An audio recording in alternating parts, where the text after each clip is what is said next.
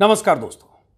देश के 3 बड़े न्यूज चैनल्स और उनके एंकर्स के खिलाफ NBDSA यानी news broadcasting and digital standard authority ने सख्त कार्रवाई की है, जुर्माना लगाया है और चेतावनी दी है कि समाज में नफरत फैलाने और सांप्रदायिक सौहार्द खत्म करने वाले कार्यक्रम अपने चैनलों पर न दिखाएं।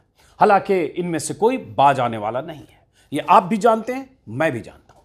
सोशल मीडिया प्लेटफॉर्म से कुछ कार्यक्रम के वीडियो, इन एंकर्स के कार्यक्रम के वीडियो हटाने के निर्देश भी दिए गए हैं। न्यूज चैनल्स और उनके नफरती एंकर्स के खिलाफ अपने लंबे चौड़े ऑर्डर में NBDSA के चेयरपर्सन और सुप्रीम कोर्ट के रिटायर्ड जज ने बहुत कुछ कहा है जो आपको जानना चाहिए। मेरे हाथ में जो पन्ने हैं इसमें दलीलें भी हैं, शिकायतकर्ता की आरोप भी हैं और जस्टिस सीकरी का फैसला भी है। आपको जानना चाहिए कि इन चेहरों को अपने कंधे पर ढोने वाले चैनलों के वो कौन से प्रोग्राम्स हैं जिसे देखकर जस्टिस सीकरी इतने नाराज हो गए कि देश के बड़े बड़े चैनलों पर 1 लाख से लेकर 50,000 तक का जुर्माना ठोक दिया।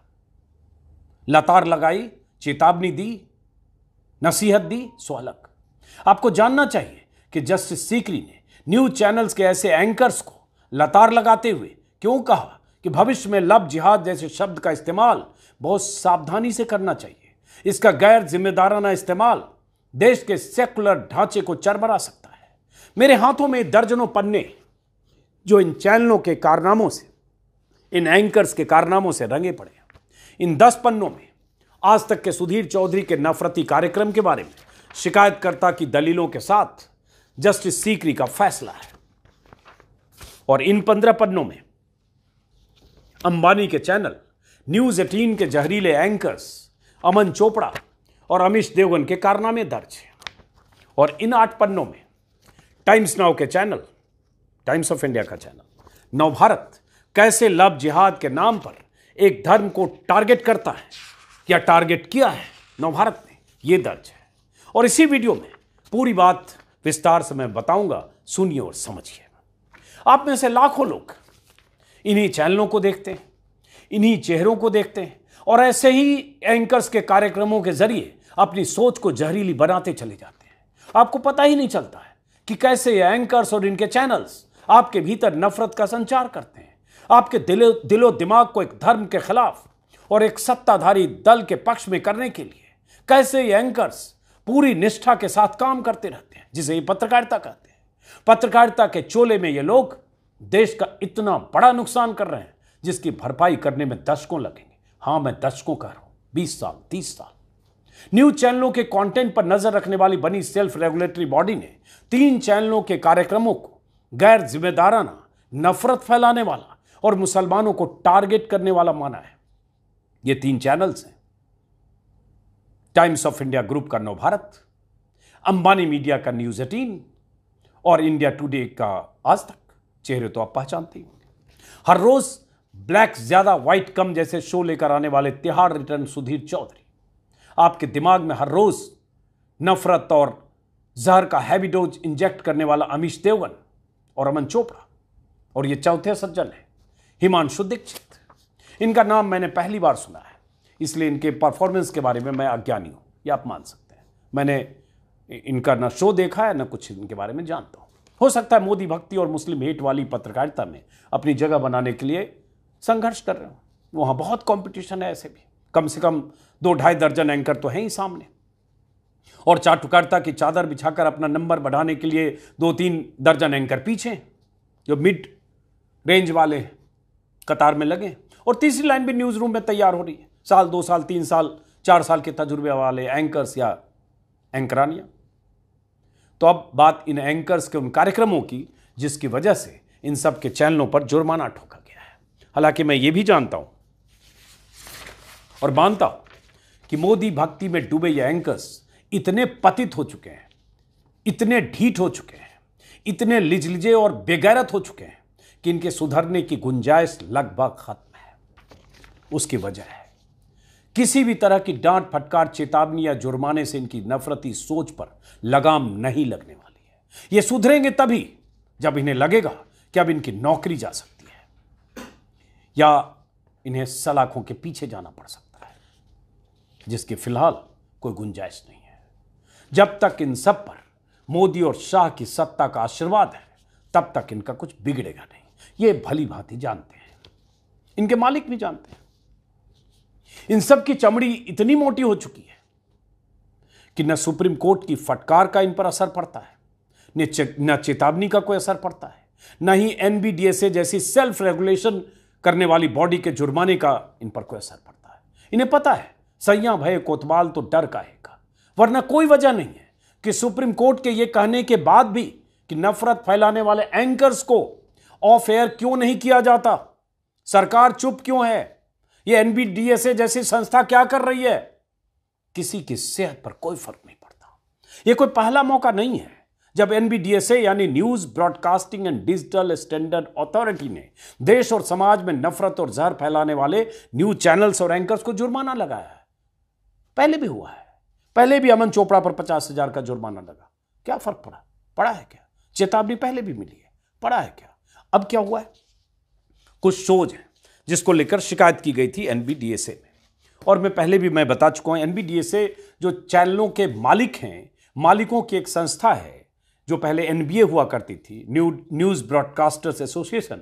जब डिजिटल प्लेटफॉर्म आ गया तो news broadcast and digital association होगा, और उसकी एक संस्था है सेल्फ रेगुलेटरी, जो स्वायत्त है, जो ऑटोनोमस है, और मालिकों की तरफ से उस बॉडी में लोग नामित होते हैं, और उसके जो सुप्रीम कोर्ट के रिटायर्ड जज हैं उसके चेयरपर्सन होते हैं। किसी जमाने में जस्टिस जीएस वर्मा हुआ करते थे, अभी बीच में जस्टिस रविंद्रन थे, अभी जस्टिस ए के सीकरी हैं, और उसके बाद चैनल की तरफ से कुछ लोग होते हैं, कुछ सिविल सोसाइटीज के लोग होते हैं। ये एनबीडीएसए है, और सेल्फ रेगुलेशन की बात की जाती है, और मैं सेल्फ रेगुलेशन का पक्षधर रहा हूं, इसमें कोई शक नहीं। लेकिन आज क्या हो रहा है, और ये सेल्फ रेगुलेटरी बॉडी कुछ कर पा रही, नख सिख दंत विहीन बॉडी, और इस बॉडी के इस तरह के जुर्माने का कोई फर्क पड़ता है क्या, कोई पड़ेगा क्या?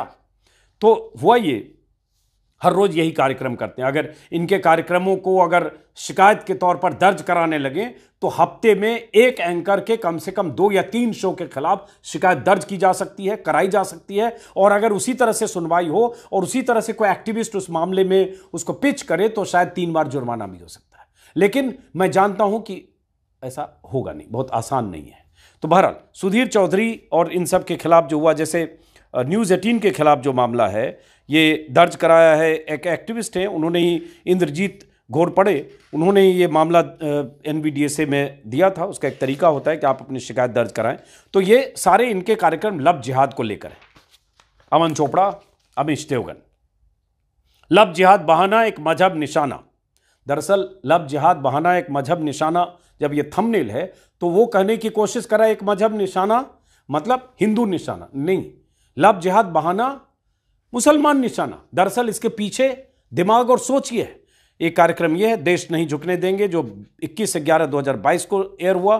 दूसरा कार्यक्रम उसी में मेहरौली मर्डर को लेकर हुआ था, श्रद्धा वाकर कांड हुआ था, उसको लेकर इसी तरह का लव जिहाद पर। फिर एक आर पार एक कार्यक्रम है, उसमें भी इसी तरह का डिबेट शो हुआ है, ये 16/11/2022 को। फिर एक डिबेट शो है श्रद्धा मर्डर केस पर ही 20/11/2022 को, आफ्ताब नार्को टेस्ट।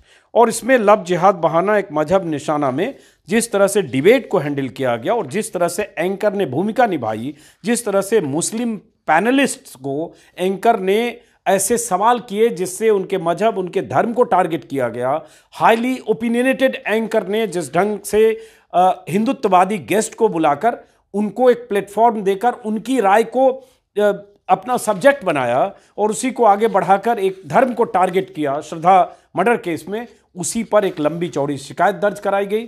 और उस शिकायत की सुनवाई के बाद क्या कहा जस्टिस, सुनिए। और श्रद्धा वाकर केस में हुआ ये था, आपको पता होगा, महाराष्ट्र की मुंबई में रहने वाली लड़की, वो 2022 की घटना है, उसको बॉयफ्रेंड के साथ दिल्ली आई और दिल्ली में उसकी हत्या कर दी गई। महीनों बाद उसकी लाश मिली या जानकारी मिली। लेकिन एक गर्लफ्रेंड और एक बॉयफ्रेंड, दोनों की दोस्ती, दोनों के रिश्ते, और उसके बाद उस लड़के की दरिंदगी की कहानी है जिसने उस लड़की की बेरहमी से, बर्बरता से हत्या की, एकदम दरिंदगी से हत्या की, जिससे कथित तौर पर वो प्यार करता था। लड़की तो करती थी, तभी लड़की अपना घर परिवार छोड़कर मुंबई से दिल्ली आ गई थी। लेकिन उस कहानी को ट्विस्ट ये दिया गया कि ये लव जिहाद है, वेल प्लान्ड है, और उसी तरह से चैनलों पर चला। और उसमें लव जिहाद एक जुमला है, 35 टुकड़ों वाला जल्लाद नहीं होता लव जिहाद बहाना, एक मजहब निशाना, ये सब टाइप की इसमें जो चली। इसी को विस्तार से जो शिकायत करता है उन्होंने इसमें शिकायत की। अब जो जस्टिस सीकरी ने जो जजमेंट दिया, जो फैसला दिया आखिरी में, उस फैसले को आप सुनिए, और 50,000 का जुर्माना, जिसमें उन्होंने कहा है, और ये थंबनेल है स्क्रीन पर, अभी थंबनेल लगा रहे, लव जिहाद एक जुमला है। अब इसमें जस्टिस सीकरी ने कहा है, NBDSA observed that while the media has the right to conduct debates on any topic of its choice, however, it may have been inappropriate for the broadcaster to have conducted several debates on the subject of love jihad while linking it to the Shraddha walker murder case. आप कोई भी debate कर सकते हैं किसी भी मुद्दे पर, लेकिन श्रद्धा वाकर केस पर करते हुए इसको लव जिहाद से लिंक करके और एक खास मकसद से कर रहे हैं, ये सही नहीं है जिस तरह से ब्रॉडकास्टर ने किया। और उसके बाद इसमें उन्होंने लिखा है, NBDSA also observed that the way anchors conducted the so called debates, जिस तरह से एंकर ने सो कॉल्ड डिबेट किया अराउंड लव जिहाद, वाज ऑल्सो इनअप्रोप्रिएट। और उसी में उन्होंने कहा है कि इन्होंने टारगेट किया इस शो के जरिए इंटायर कम्युनिटी को, instead of blaming a few miscreants for murders and violence. जो हत्यारा है उसको ब्लेम करने की बजाय एक इंटायर कम्युनिटी को उन्होंने टारगेट किया। This was evident from the statements made by anchors during the show, including the repeated references linking the term love jihad to the Shraddha Wakar murder case and the usage of hashtag love jihad files in the second and fourth broadcasts in relation to a particular community। एक धर्म को target करने के लिए या एक धर्म को निशाने पर रखने के लिए इस तरह के शो किए गए। इसी तरह से उन्होंने आगे लिखा है कि NBDSA stated that the term love jihad should not be used loosely and should be used with great introspection in future को, मतलब इस तरह से ये ना करे, भविष्य में इसका इस्तेमाल ना करे।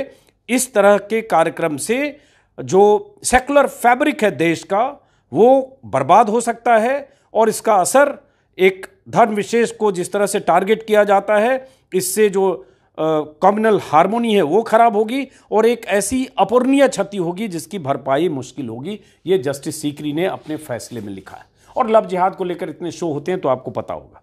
इसी में उन्होंने लिखा है, for the reasons stated above NBDSA held that broadcast were not only violative of the principles of neutrality, impartiality and accuracy under the code of ethics, but also violative of the specific guidelines covering reportage relating to racial and religious harmony।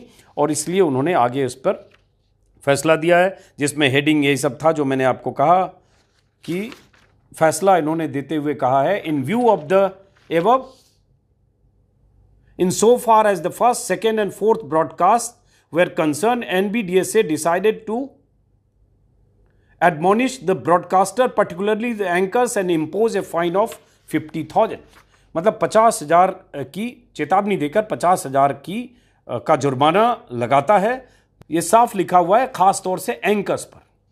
और NBDSA further also directed the broadcaster to remove the video of said broadcast if still available on the website of channel, YouTube और hyperlink कहीं भी है तो ये सब हटा दें।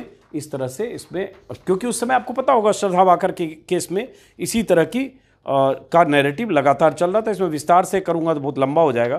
क्या क्या एंकर ने कहा, क्या एंकर ने पूछा, ये विस्तार से इसमें लिखा गया। दूसरा जो है फिर नवभारत को लेकर है, नवभारत टाइम्स ऑफ इंडिया का है। इसमें भी वैसे ही लव जिहाद को लेकर चैनल पर जो चला प्रोग्राम, लव तो बहाना है, हिंदू बेटियां निशाना है। और अरे भाई, कई बार कोई एडल्ट अपने हिसाब से शादी करता है और उसमें कोई दरिंदगी करता है, धोखा देता है, प्यार में धोखा देता है और उसके बाद हत्या करता है। वो दरिंदगी करने वाला वो लड़का पकड़ा जाता है। अक्सर ऐसे केस में जहां अगर लड़का अगर मुस्लिम है, लड़की हिंदू है, तो उसको लव जिहाद बना दिया जाता है। बहुत ऐसे केस हैं पिछले 9 साल में खास तौर से। भाई, उस लड़के की दरिंदगी पर जितनी बात कीजिए, उस लड़के को सख्त से सख्त सजा हो जिसने उस गर्लफ्रेंड को, उस लड़की को जिसने उससे मोहब्बत की, जिसने उस पर भरोसा किया, जिसने उसके चक्कर में अपने परिवार, रिश्तेदार और समाज को छोड़कर उससे शादी की, उसको दगा दिया और उसकी हत्या की, जितनी सख्त सजा हो। लेकिन क्या उसकी आड़ में और उस आफ्ताब या सलमान या किसी ऐसे शख्स के नाम के बदले आप क्या एक धर्म विशेष को टारगेट कर सकते हैं कि बड़ा प्रायोजित और सुनियोजित और साजिश हो रही है? लेकिन यही होता है अगर सिर्फ लड़के का होना मुस्लिम जरूरी है बस। तो इसी तरह से लब तो बेटियां, हिंदू बेटियां निशाना है, लब तो बहाना है, माफ करें। और उसके बाद ये कार्यक्रम 31/5/2023 को नवभारत पर टेलीकास्ट हुआ है और इसमें भी बहुत विस्तार से बहुत कुछ लिखा गया है कंप्लेनेंट की तरफ से कि क्या क्या उस शो में प्रॉब्लम थी। और अंत में जो जजमेंट दिया है जस्टिस सीकरी ने, इसमें जस्टिस सीकरी ने लिखा है कि जब शो के दौरान कुछ पैनलिस्ट ने ये बताया और जताया कि ये जो मामला है, इसको, इस घटना को किसी धर्म विशेष से और किसी पर्टिकुलर कम्युनिटी से जोड़ना ये गलत होगा, सेलेक्टिव ढंग से इसको अगर हम किसी धर्म से जोड़ते हैं तो the anchor shouted them down and did not allow them to express their views।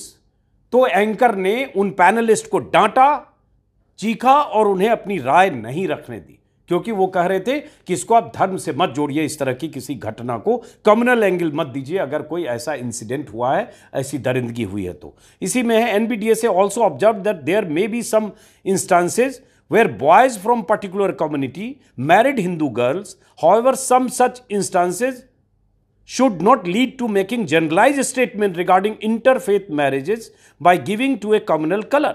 अगर ऐसा हो सकता है कि दो कम्युनिटी के लोगों ने शादी की, हिंदू लड़की, कोई मुस्लिम लड़का हो सकता है, लेकिन इसको जनरलाइज नहीं किया जा सकता इस इंटरफेथ मैरिज को कि इसका, और इससे कोई कम्युनल कलर नहीं दिया जा सकता, सांप्रदायिक रंग नहीं देना चाहिए। ये उन्होंने कहा every citizen from which ever religion has a right to marry a person of his or her choice irrespective of the religion to which he or she belongs.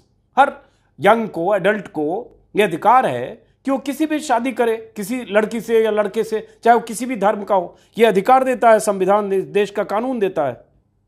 सिर्फ इसलिए कि एक हिंदू लड़की ने एक मुस्लिम लड़के से शादी कर ली, इसलिए उसको इस तरह से लव जिहाद जोड़ना और लव जिहाद एस्टैब्लिश करने की कोशिश करना और ये बताना कि हिंदू लड़की को फंसाकर और उसके बाद लव जिहाद किया गया, शादी के जाल में फंसाकर, ये गलत है। यही उन्होंने अपने फैसले में लिखा है कि it was not proper to generalise the incident with the tickers such as लब तो बहाना है, हिंदू बेटियां निशाना है, जिहादियों से बेटियों को बचाओ, ये सब भी चला होगा, जिहादियों से बेटियों को बचाओ।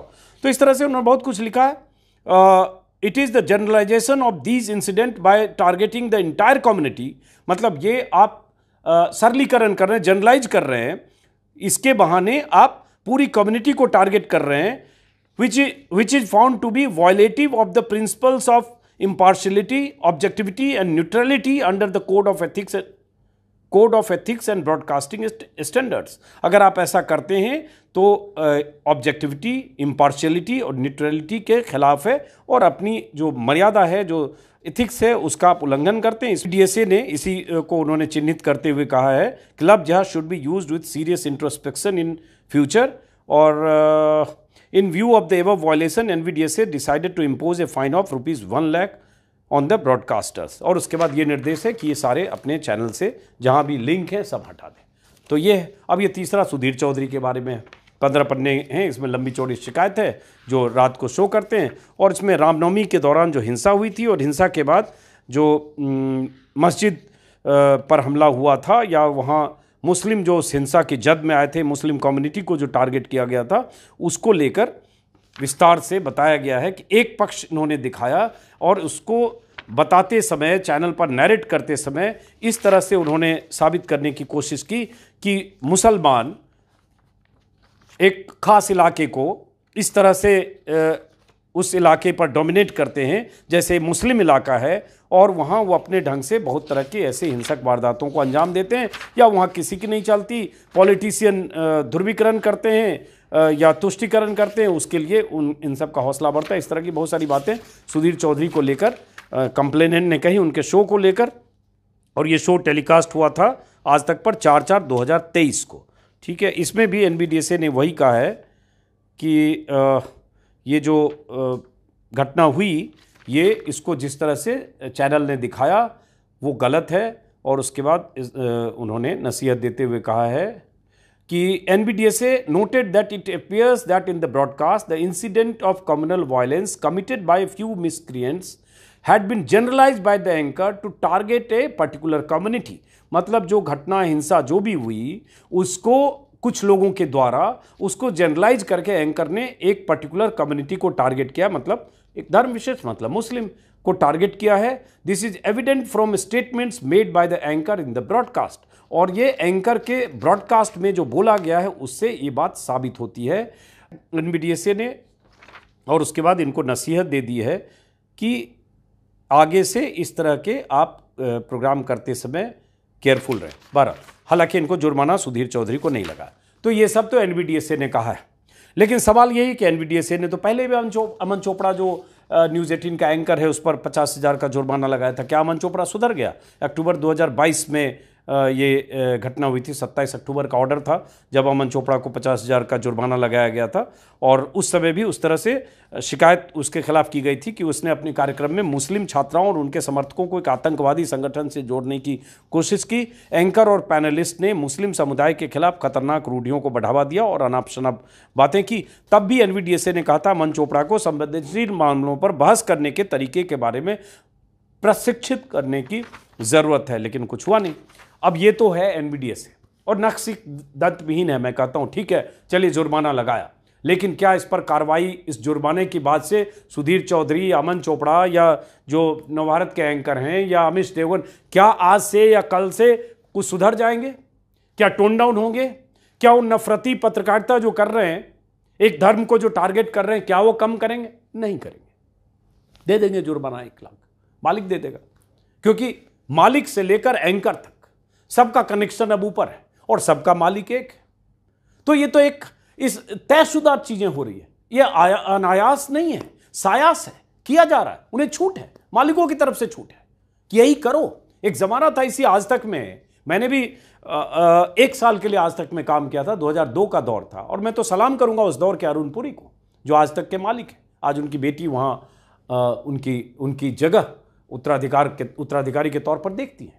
लेकिन उस समय एक एक ग्राफिक्स पर अरुण पुरी की नजर होती थी। कोई भी ग्राफिक, कोई भी फैक्चुअल एरर अगर गया, कोई गलती गई, तो एकदम लोग हड़कंप, पूरे फ्लोर पर हड़कंप हो जाता था कि ऐसी गलती कैसे हो सकती। इतना फैक्चुअली करेक्ट रहने की और रखने की कोशिश आज तक को करते थे अरुण पुरी। आज वही अरुण पुरी तमाशबीन है। देख रहे हैं सुधीर चौधरी क्या जहर बो रहा है, देख रहे हैं और भी लोग क्या कर रहे हैं, लेकिन कोई फर्क नहीं पड़ता।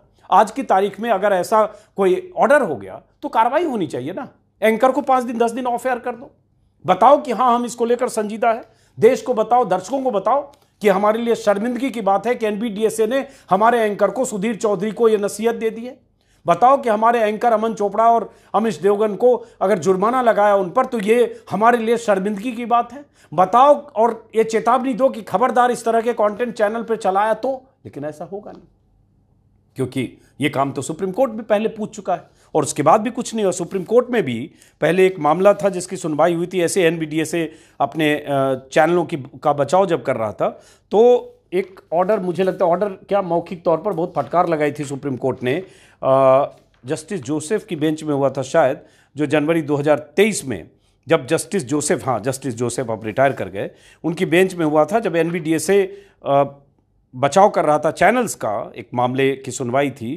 तो कोर्ट ने कहा था साफ, नफरत फैलाने वाले एंकर्स को ऑफ एयर क्यों नहीं करते? मीडिया समाज को बांटने का काम कर रहा है।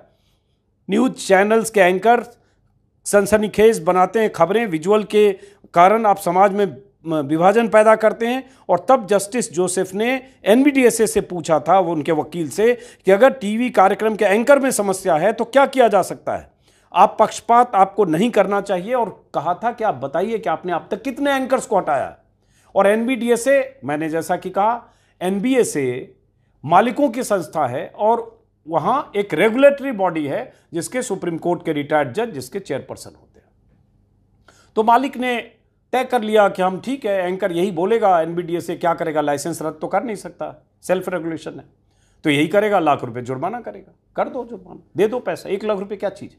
और किसी समय मुझे याद ये भी आ रहा है कि सुप्रीम कोर्ट ने, जैसे इसी में था, जस्टिस जोसेफ ने कहा था आपत्तिजनक एंकरों को ऑफ एयर किया जाना चाहिए और उन चैनलों पर भारी जुर्माना लगाया जाना चाहिए जो प्रोग्राम कोड का उल्लंघन कर रहे हैं, और जब तक आप उनको आर्थिक नुकसान नहीं पहुंचाएंगे तब तक वो सुधरेंगे नहीं। इस तरह की भी बात हुई थी तब, जब जो याचिकाएं बहुत उस समय दायर हुई थी सुदर्शन टीवी पर नौकरशाही जिहाद और तबलीगी जमात को लेकर, कोरोना जिहाद, दुनिया भर के ऐसे हेट स्पीच को लेकर बहुत खबरें चली थी, और तब सुप्रीम कोर्ट ने उस समय भी इस तरह की बातें कही थी कि उनको ऑफ एयर करिए और चैनलों पर मोटा जुर्माना लगाइए जुर्माना 10-20 करोड़ का, और एंकर्स पर ऐसी एंकर्स के लिए फैसला दीजिए कि इनको 3 महीने ऑफ एयर करो, इनको 4 महीने ऑफ एयर करो, और जब तक ये सुधरेंगे नहीं तब तक लिख के दें कि हम इस तरह की बात नहीं करेंगे नफरती, तब इनको ऑन एयर करो। ये होने से रहा, क्योंकि ये सेल्फ रेगुलेटरी बॉडी है जो ये कर नहीं सकती, और करेगा तो ऐसा भी हुआ है कि एनबीएसए के, पहले एनबीएसए इसका नाम था, एनबीएसए के फैसले के बाद एक चैनल, देश का एक चैनल एनबीएसए आउट हो गया कि मैं आउट हो जाता हूं आपकी संस्था से। फिर आपने जो कहा, चूंकि वो स्वायत्त संस्था है, सेल्फ रेगुलेशन है, हम पर अमल नहीं होता, हम पे लागू नहीं होता, तो ऐसा भी हो चुका है। सुप्रीम कोर्ट ने पहले, एक और देख रहा हूं मैं सितंबर 2022 में, कि टीवी एंकरों की बड़ी जिम्मेदारी है, केंद्र चुप क्यों है। इसमें सुप्रीम कोर्ट ने हेट स्पीच और इस सब के मामले में तब भी बहुत नाराज हुआ था कि एंकरों को ये बताना चाहिए कि आप अगर गलत करते हैं तो परिणाम भुगतने होंगे। समस्या तब होती है जब कार्यक्रम के दौरान आप किसी व्यक्ति को टारगेट करते हैं, उसे बोलने नहीं देते, और इसका नेता भले फायदा उठा रहे हैं लेकिन लोगों को नुकसान हो रहा है। और केंद्र चुप क्यों है, केंद्र सरकार इस पर सख्त नियामक तंत्र स्थापित करे। हालांकि मैं मानूंगा कि केंद्र सरकार को नियामक की जरूरत नहीं है स्थापित करने की, कायदे से होना, सेल्फ रेगुलेशन चाहिए, और ऐसे भी केंद्र सरकार जो चाहती है वही तो चल रहा है, तो सरकार के लिए तो फायदेमंद है। 21/9/2022 की एक खबर देख रहा हूं कि नफरत को रोकना एंकर की जिम्मेदारी है, और उसमें भी सुप्रीम कोर्ट ने कहा था, सुप्रीम कोर्ट में याचिकाएं थी हेट स्पीच को लेकर, तो सुप्रीम कोर्ट के जस्टिस जोसेफ और जस्टिस ऋषिकेश रॉय की बेंच ने कहा था एंकर्स की जिम्मेदारी है किसी को नफरत भरी भाषा बोलने से रोके, और मेन स्ट्रीम मीडिया और सोशल मीडिया बिना रेगुलेशन के है, देखना एंकर्स की जिम्मेदारी है। तो ये सब तो बहुत बार सुप्रीम कोर्ट कह चुका है। सीजीआई का एक देख रहा हूँ, यूपीएससी जिहाद को लेकर जब बवाल हुआ था और कोर्ट में मामला गया था सुदर्शन टीवी के खिलाफ। बताइए, यूपीएससी में जिहाद से लोग भर्ती हो रहे हैं, ये कार्यक्रम चला और डंके की चोट पर वो चैनलों पर इस तरह की बकवास करता रहा। तो जस्टिस चंद्रचूड़ ने भी कहा था कि हमें इस मामले में दखल देना पड़ रहा है क्योंकि सरकार ने कोई एक्शन नहीं लिया। और उसके बाद बहुत सारे ऐसे बयान मैं देख रहा हूँ सुप्रीम कोर्ट के अलग अलग समय के। लेकिन इन सबसे दिक्कत क्या है कि इससे कोई फर्क नहीं पड़ रहा, और इन एंकरों को लगता है कि मालिक हमारे साथ हैं, मोदी जी हमारे साथ हैं, बीजेपी की पूरी मशीनरी हमारे साथ है, और बहुत बड़ी जनता जो मोदी समर्थक जनता है, भक्त समुदाय है, मोदी समर्थकों की, मोदी के अंधभक्तों की जो भीड़ है, जो वही सुनना चाहती है जो ये सुनाते हैं, जिनके भीतर मुसलमानों के प्रति नफरत थोड़ी भरी है, बाकी भरने का काम ये करते हैं, तो उनको उनके मन लाइक कंटेंट मिलता है, और इन्हें लगता है, इन्हें पता है कि हमारी सेहत पर कोई फर्क पड़ेगा नहीं, इसे जुर्माने के फैसले होते रहे। सुप्रीम कोर्ट की परवाह नहीं तो ये एनबीडीएसए की परवाह क्यों करने लगे। तो फिलहाल परवाह आपको करनी चाहिए। इस वीडियो को यहीं खत्म करते हैं, फिर मुलाकात होगी किसी और वीडियो में। आपने अगर मेरे यूट्यूब चैनल को सब्सक्राइब किया तो अच्छी बात है, नहीं किया तो मुमकिन हो करिए। नमस्कार।